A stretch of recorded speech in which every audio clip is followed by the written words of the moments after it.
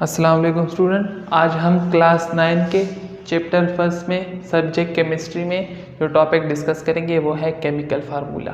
पिछले ही लेक्चर में हम पढ़ चुके हैं कि केमिकल फार्मूला क्या होता है। जिस तरह के हम एलिमेंट को डिनोट करते हैं सिंबल से, इस तरह किसी भी कंपाउंड के केमिकल फार्मूले के लिखने के लिए हमें किन चीज़ों को अपनाना चाहिए वो हम पिछले लेक्चर में कुछ रूल्स हैं वो पढ़ चुके हैं।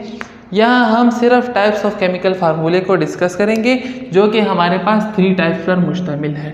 हमारे पास केमिकल फार्मूले के 3 टाइप्स हैं। फर्स्ट वन जो हमारे पास है molecular formula, the second one is empirical formula and the third one is formula unit.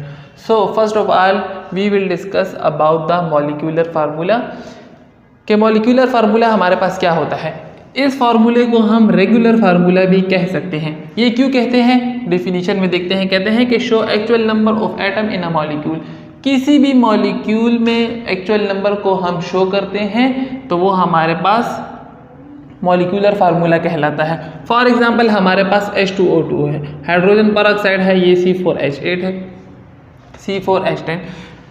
तो हमारे पास फॉर एग्जांपल में हम लेते हैं वाटर को, तो वाटर का हमें पता होता है कि ये 2 हाइड्रोजन और 1 ऑक्सीजन एटम के मिलाप से मिलता है।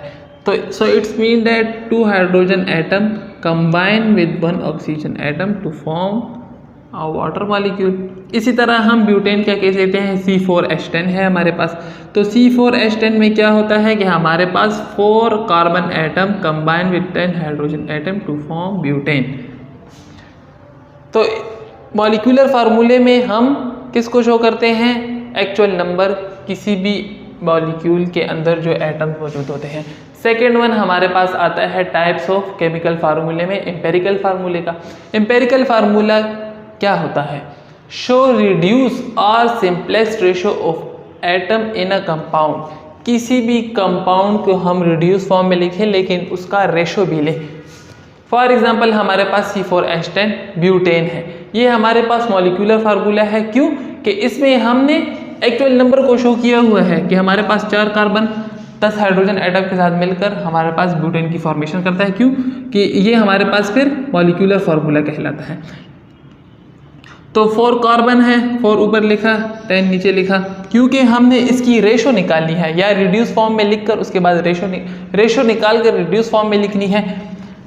तो हमने एक ऐसा टेबल ढूंढना है जो दोनों पर डिवाइड होता हो।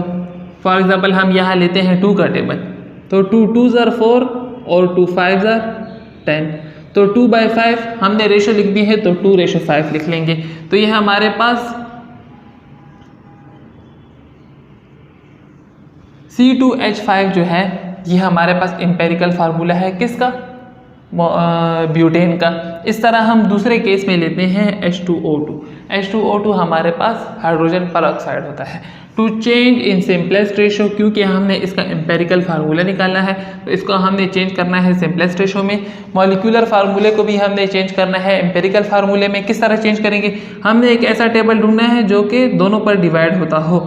जब दोनों पर डिवाइड होता हो तो यहाँ हमारे पास 2 का टेबल जो है ये कंफर्टेबल है क्योंकि ये दोनों पर डिवाइड होता है। तो 2 1s are 2, यहाँ भी 2 1s are 2, 1/1 रेशो की फॉर्म में लिखेंगे तो 1:1 आएगा। तो HO जो हमारे पास है ये हमारे पास एम्पेरिकल फार्मूला कहलाता है। और ये H2O2 जो है ये हमारे पास एम्पेरिकल फार्मूला नहीं कहलाता, ये हमारे पास मॉलिक्यूलर फार्मूला कहलाता है। थर्ड वन हमारे पास टाइप्स ऑफ केमिकल फार्मूले में आती है फार्मूला यूनिट। फार्मूला यूनिट क्या होता है, फार्मूला यूनिट को हम रिप्रेजेंट करते हैं आयोनिक कंपाउंड से। अब आयोनिक कंपाउंड क्या है, आयोनिक कंपाउंड के लिए हमेशा याद रखें कि हमारे पास 3 डायमेंशनल लेटेस्ट स्ट्रक्चर में होता है।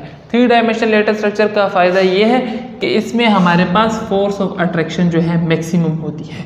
फोर्स ऑफ अट्रैक्शन मैक्सिमम कैसे होती है कि अब यहाँ से देखें फोर्स ऑफ अट्रैक्शन है, इस केस में भी देखें फोर्स ऑफ अट्रैक्शन है, ये इस केस में भी देखें तो हमारे पास फोर्स ऑफ अट्रैक्शन है। और अगर यहाँ एक दूसरा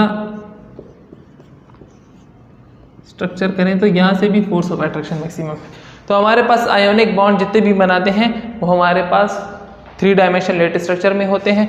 जैसे कि हमारे पास सोडियम क्लोराइड है, इसमें भी हमारे पास जो बॉन्ड बनता है आयोनिक बॉन्ड बनता है और इसका जो स्ट्रक्चर होता है वो 3 डायमेंशनल स्ट्रक्चर होता है क्योंकि उसमें हमारे पास फोर्स ऑफ अट्रैक्शन मैक्सिमम होती है।